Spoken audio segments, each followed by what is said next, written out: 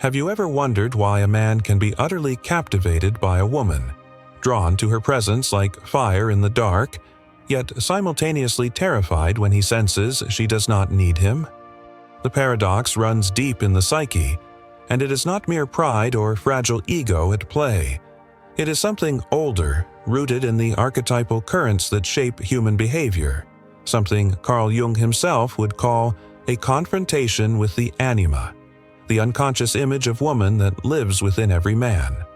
When a woman is whole unto herself, radiant without leaning on external validation, she shatters the projection. She refuses to play the script he subconsciously writes for her, and in doing so, she awakens his deepest fears. For centuries, men have sought women as mirrors, not merely companions, but reflections of their strength, their authority, their capacity to dominate or protect. To need is to reveal weakness, and thus the idea of a woman who does not bend, who does not orbit around his approval, unsettles him at the very core of his being. She embodies what the Stoics described as the ultimate freedom, to want nothing but what lies within one's control.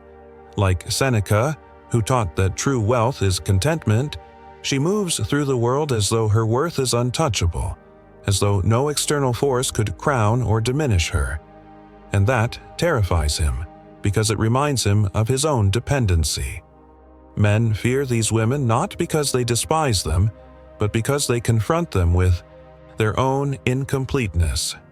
In Jungian terms, the woman who doesn't need becomes the vessel of the shadow. All the qualities he has repressed, all the inner power he has denied. She is independence. She is fire uncontained. She is sovereign energy, untamed by dependency.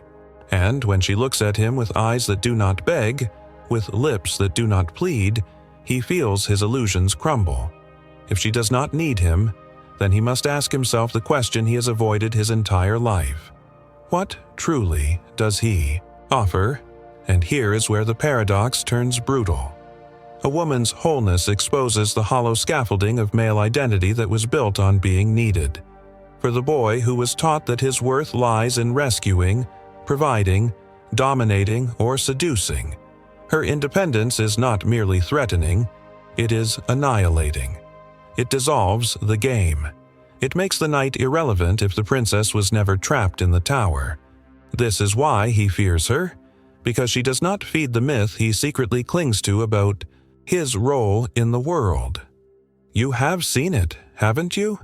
The way some men are intoxicated by the allure of a woman who stands tall in her own power, yet lash out or retreat the moment they realize she is not waiting for their validation. They call her cold, unapproachable, arrogant. But those are just projections, the labels of a wounded ego grasping for control. The truth is simpler. She represents a mirror too sharp, one that cuts into the illusions he hides behind. She forces him to reckon with his own lack of self-sufficiency, and that reckoning terrifies him. Think of Marcus Aurelius, who wrote that a man should stand upright, not be held upright. The woman who does not need embodies this wisdom in feminine form. She stands upright. She carries her own being. She draws from an inner spring that cannot be poisoned by rejection or abandonment. And when a man meets her, the tectonic plates of his psyche shift. For the first time, he realizes that love is not about filling a void, but about meeting as equals, whole to whole. That truth is liberating, but it is also terrifying, because to meet as equals requires the death of dominance, the death of the savior complex, the death of the illusion that his presence defines her worth. The woman who does not need him embodies the archetype of the sovereign, the queen whose crown was not placed on her head by a man, but carved by her trials, her shadows, her own blood and fire. She embodies individuation itself, the process Jung described as the union of conscious and unconscious, where the psyche becomes whole. She is not fragmented, not searching for someone to complete her. She is complete. And men who have not faced their own shadow, who have not yet integrated the feminine within themselves, tremble before her, for she is what they long to be, free, and what they resist becoming, whole. Perhaps you have felt it yourself, the shift in a room when a woman like this enters. She does not demand attention, and yet she draws it, not by force, but by resonance, not by beauty alone, but by energy, the unmistakable frequency of self-sufficiency. And while some men admire it, others shrink, for they sense that no charm, no power play, no manipulation can capture her. She cannot be conquered, she can only be met. And herein lies the hidden reason men fear such women. She symbolizes the death of the old masculine myth, the myth that a man's role is to define, to rescue, to own. In her presence, he is stripped bare, left face to face with his own emptiness, and until he dares to meet his own shadow, until he integrates the anima and learns to stand upright without her need, he will run, resist, or lash out. Not because she is unworthy, but because she is too worthy. So whole, she exposes his fragmentation. The man who trembles before such a woman often does not understand his own fear. On the surface, he may tell himself she is too much, that she is intimidating, or that she will never be satisfied with what he can give. But beneath those rationalizations lies a far older wound, one carved into the psyche long before he ever met her. The woman who does not need him is not just another person. She is an archetypal figure, awakening the forgotten truth that dependency is not love and possession is not connection. She exposes the lie that masculinity's worth is tied to a woman's reliance, and that is why she feels so dangerous, because she awakens the possibility of a new paradigm where love does not depend on chains. In Jungian language, this encounter is nothing less than an eruption of the unconscious. For every man, the feminine is not just external. It lives inside, in the depths of his psyche as the anima. When he meets a woman who is complete in herself, who does not beg to be filled, she reflects back to him the part of himself he has repressed, his own capacity for inner wholeness, his own neglected independence, his own denied self-sufficiency. She is not incomplete, so she forces him to face the uncomfortable truth that perhaps his own longing is not for her dependence, but for his own lost power. And that realization feels unbearable, because it shatters the illusion that he was the one holding the balance. Imagine the discomfort of a man who has spent his life equating love with dominance, with being the one who is looked up to, the one who saves. Then imagine what happens when he meets a woman who does not need saving. She does not wait for the rescuer, because she rescued herself long ago. She does not cling to the protector, because she has become her own fortress. In that moment, the role he unconsciously expected to play collapses. He is no longer the scriptwriter of the story. He is now a character in her reality, one that she may choose or not. And for the fragile ego, there is no greater terror than realizing choice does not belong solely to him. You can feel the tension in the way some men respond. Instead of standing taller, instead of growing into the challenge of equality, they retreat into contempt. They diminish her power with words like cold, unfeminine, high maintenance. Yet these accusations are not truths, they are projections. They are his shadow cast upon her, his fear of inadequacy dressed up as criticism. The Stoics warned against this very reaction. Epictetus taught that what disturbs us is not things themselves, but our judgments about them. A man disturbed by a woman's independence is not disturbed by her reality, but by his own distorted judgment, one born of dependency and insecurity. This is the irony. The more he fears her, the more he reveals the depth of his unhealed wounds. The very thing he criticizes is the thing he secretly desires. For every man longs to stand beside a woman who is whole, who does not lean on him for survival, because she does not weigh him down with the burden of being her world. She allows him to love freely, not out of necessity but out of choice, Yet until he has the courage to meet his own shadow, to face the void within himself, he will misinterpret that wholeness as rejection. He will see her strength as a threat rather than as an invitation. The woman who does not need him forces him into a crossroads, evolve or retreat. Some will retreat, preferring the comfort of dependency, where they can play the role of savior or ruler. But others will evolve. They will see her independence not as rejection, but as a mirror. They will recognize that what they fear in her is what they must cultivate in themselves. They will begin the work of individuation, the journey toward becoming whole, integrating both masculine and feminine within. And in that process, they will discover a truth that only when a man does not need to be needed can he truly love. This is why her presence is not only feared, but sacred. She is not the destroyer of men, as some would paint her, but their initiator.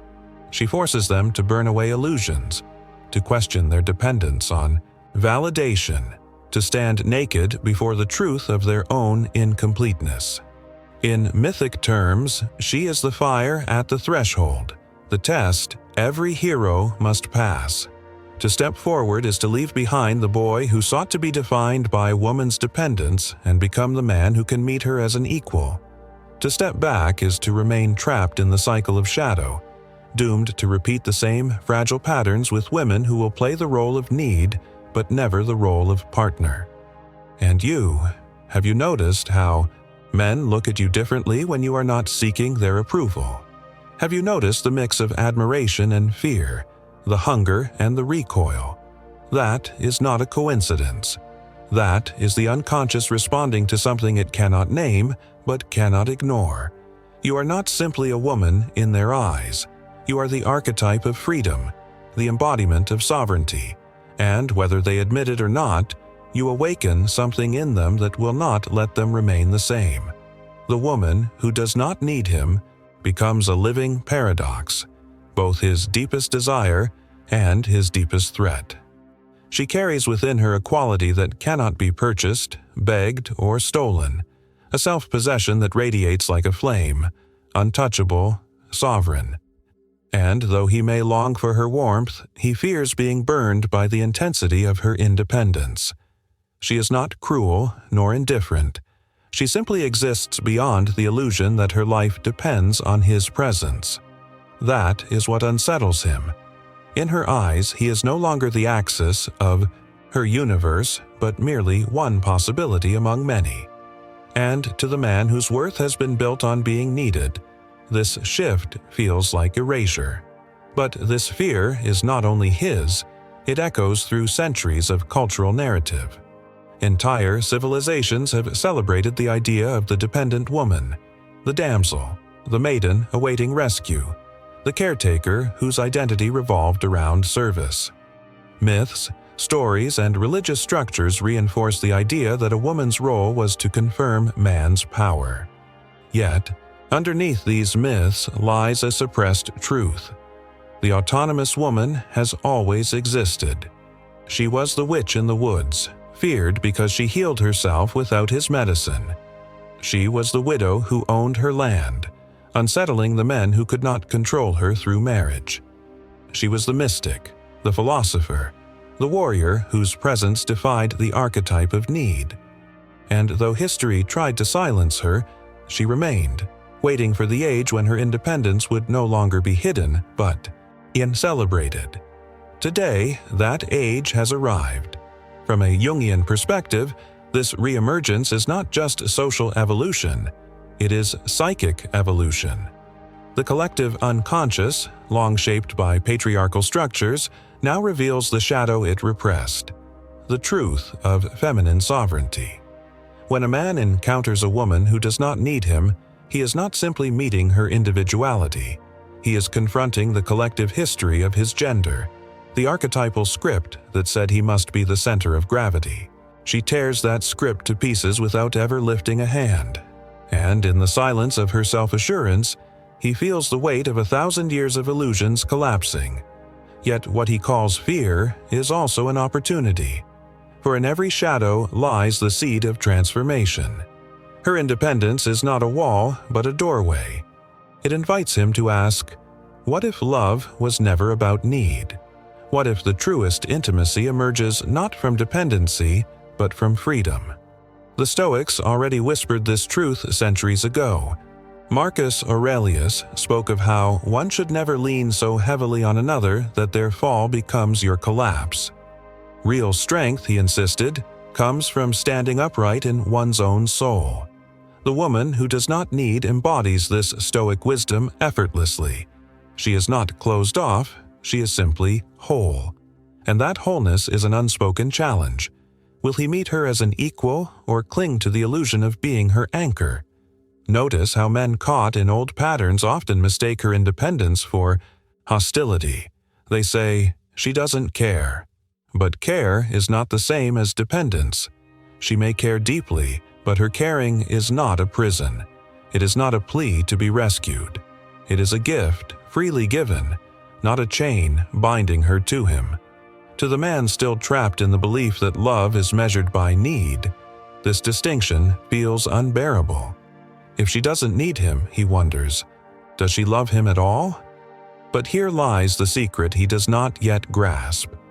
Love is never weaker when it is free. It is only more real. And what of the woman herself? For her, this path is not without its weight. To walk as one who does not need is to walk through misunderstanding. She will be labeled cold, when in truth she is warm but not desperate. She will be called unapproachable, when in reality she simply refuses to play the role of dependency. She may even be feared, as if her independence were an act of violence, when in truth it is an act of liberation. Her power is quiet yet seismic. She refuses to bind herself to illusions. And though this brings solitude at times, it also brings a serenity that no dependence could ever offer. She rests in the calm of her own center, and in that stillness she becomes magnetic, not because she needs, but because she radiates. Ask yourself, how many times have you mistaken love for need? How many times have you thought a man's reliance on you was proof of his devotion, or that your reliance on him was proof of yours? And how many times did those chains corrode into resentment, into suffocation, into a bond that fed on dependency instead of blossoming in freedom? The truth is painful but liberating. What is born of need always decays, because need is hunger and hunger consumes. What is born of freedom endures, because freedom gives without grasping. The woman who does not need is the embodiment of that truth. She teaches without teaching. She shows, simply by existing, that real love does not demand chains. And though some men fear her, others are awakened by her presence. For in her sovereignty they glimpse the possibility of their own. In her refusal to need, they find the courage to shed the illusion that their worth lies in being saviors. She reminds them that a man, too, must learn to stand whole within himself if he wishes to truly love. There comes a moment when the man who stands before her realizes that his fear is not of her at all. It is of himself. It is the fear of discovering how fragile his identity has been, built not on true strength but on the scaffolding of another's dependence. When she does not cling, when she does not beg, when she does not fall apart in his absence, he feels the hollowness of his own reflection. Her presence unmasks him.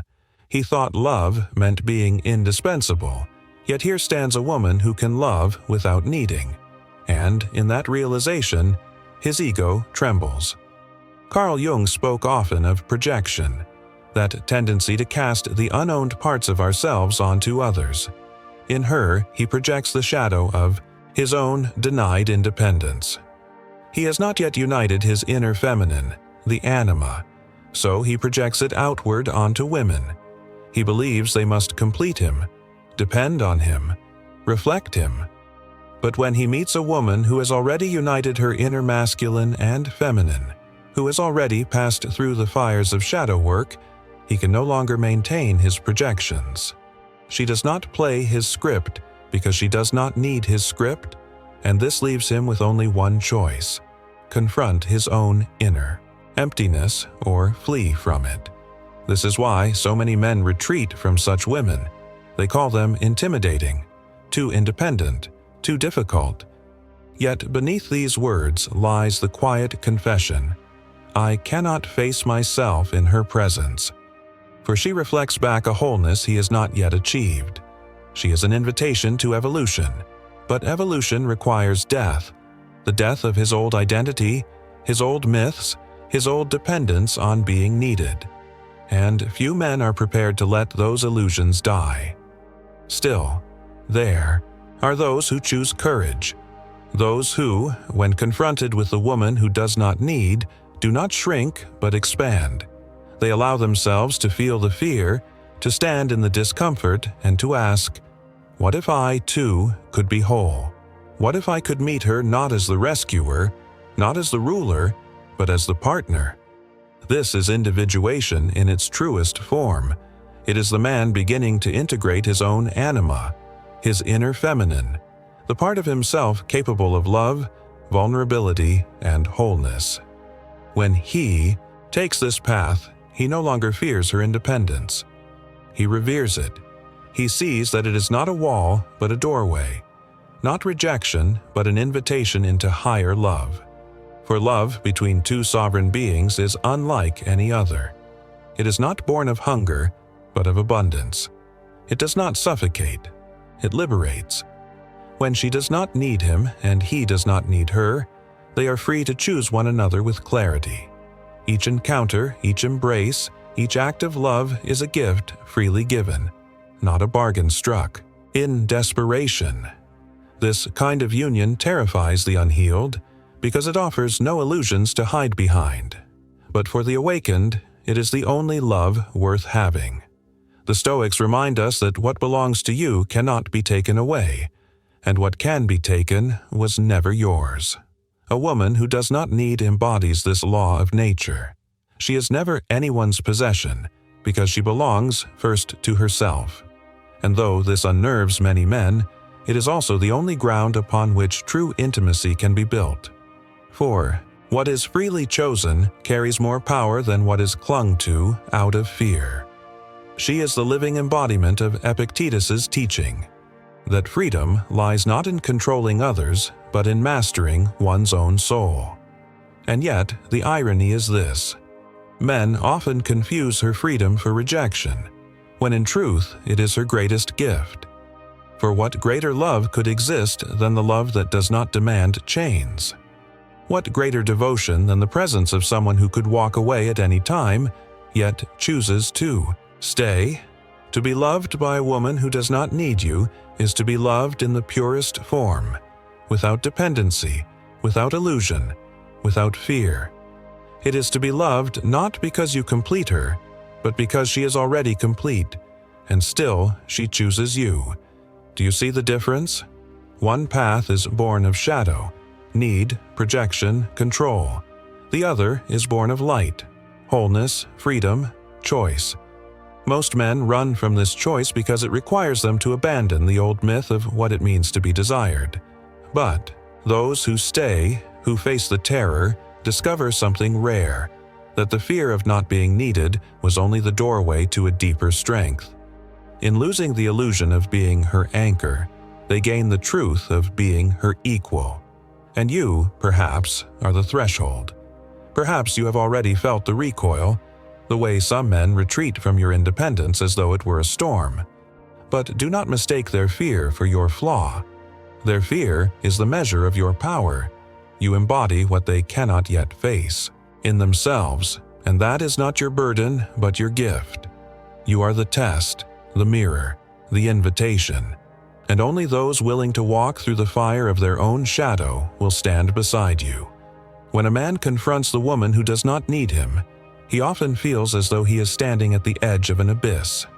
The ground beneath him, once stable with roles and expectations, suddenly gives way. The rescuer finds no one to save. The provider meets someone who has already built her own foundation. The ruler faces a queen who bows to no throne but her own. In this abyss, his ego feels stripped bare, for what he thought defined him is no longer required, and in that void, he feels terror. Yet in truth, that abyss is not the end of him. It is the beginning. The death of illusion is always the birth of freedom. Jung taught that every human journey is one of individuation, the integration of the conscious and unconscious, the reconciliation of shadow and light. The woman who does not need is, for many men, the catalyst that forces this journey. She embodies what he has denied within himself. She carries the union of strength and softness, sovereignty and vulnerability, logic and intuition. She is the image of balance that he has not yet achieved, and so, in her presence, he cannot help but see his own fragmentation. He resists, he recoils, because the psyche resists what it most needs. But if he has courage, he will see her not as a threat, but as a teacher.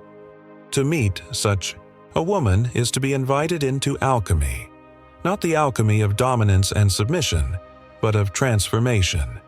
The fire of her independence burns away his illusions, and if he allows it, it also tempers his soul. Like iron in the forge, he becomes stronger, more whole, through the heat of her sovereignty. It is not her responsibility to shape him, but her very existence acts as a mirror that offers him this chance.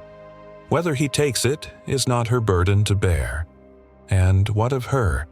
The woman who does not need walks a path that is both luminous and heavy. She has learned, often through heartbreak and betrayal, that to place her worth in another's hands is to live in chains. She has faced her shadows, the fear of abandonment, the hunger for validation, the temptation to shrink for the sake of being chosen, and she has defeated them. Her independence is not arrogance, but hard-won wisdom. It is the scar that became a crown. It is the silence after the storm where she discovered her own strength. And though some men may flee, she does not waver, for she knows that true love cannot be born from desperation. Her energy is magnetic, not because she chases, but because she emanates. Men feel this, even if they cannot name it. They are drawn to her fire but unsettled by its lack of need. She does not orbit them, so they do not know how to anchor themselves. And yet, the very thing they fear is the thing that could liberate them. For in her presence, they have the chance to discover love without control, intimacy without dependency, connection without illusion, but only if they are brave enough to let their old selves die. The Stoics would have recognized her. They would have seen in her the embodiment of what Marcus Aurelius called the citadel within, the unshakable fortress of one's own mind and soul. She cannot be conquered because she has already conquered herself. She cannot be broken, not because she is without pain, but because she has embraced it, transmuted it, and built herself anew. To stand before her is to stand before freedom itself, and freedom is what both terrifies and calls to the human heart. For you, hearing these words, the lesson is clear. You are not meant to diminish yourself to soothe another's fear. You are not meant to weaken your light so that he does not feel small in its glow. Your independence is not a weapon, it is your birthright. And though some will misinterpret it, though some will run, though some will lash out in their own insecurity, none of that changes the truth. The woman who does not need is not cold, nor cruel, nor detached from love. She is love purified of illusion. She is devotion without chains. She is intimacy born of choice, not necessity. And for the man who can meet her there, a new kind of bond emerges. A bond where he does not define himself by her reliance, and she does not define herself by his validation.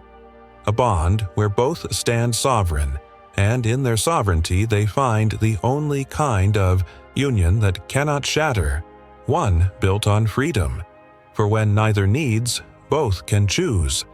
And what is chosen freely carries the greatest power of all. This is why men fear her, and why they cannot forget her. For once he has known the presence of a woman who does not need, he can never again be satisfied with dependency masquerading as love. She leaves an imprint on his soul, not because she chained herself to him, but because she walked beside him in freedom. And that is unforgettable. The journey always ends where it began, in the soul's confrontation with itself. The woman who does not need him is not merely a figure in his life, she is the archetype of awakening, the flame that exposes the fragile scaffolding of illusion. She is the disruption he resents and the revelation he secretly longs for. In her independence, she whispers a truth he cannot ignore.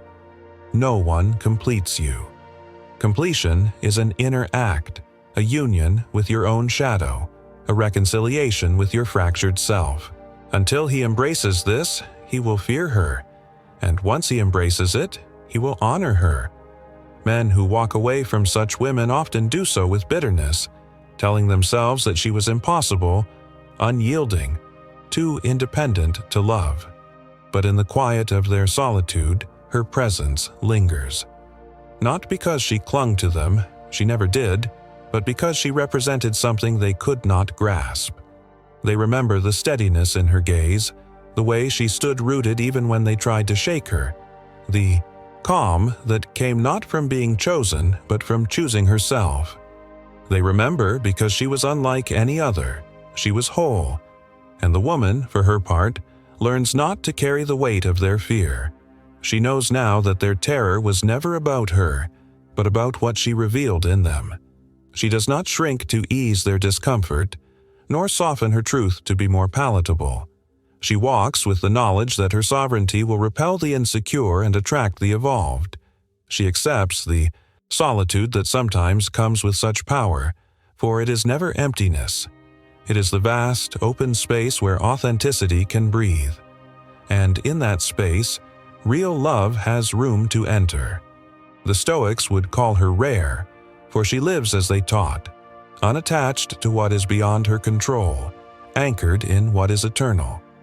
Her worth is not measured by his attention, her joy not tied to his approval.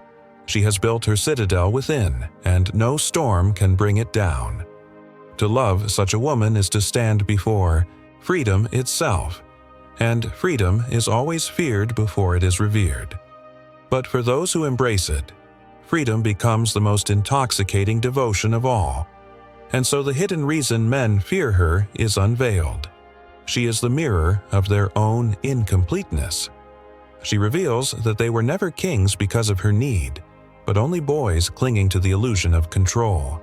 In her independence, she exposes them to their shadow, and in her wholeness, she points them toward their own. She is not their downfall, but their initiation. She is not their enemy, but their threshold. She is the reminder that love is not about filling an absence, but about meeting from fullness. For you, hearing these words, the lesson is written in fire. Never dim your light to soothe a man's insecurity. Never chain yourself in the name of love. Your independence is not a threat, it is your crown. It is the proof that you have walked through your shadows and emerged whole. The right man will not fear this. He will rise to meet it. He will not flee from your sovereignty. He will honor it because he has claimed his own. Only then can two souls truly meet, not in need, but in freedom. The woman who knows her worth doesn't chase, she chooses.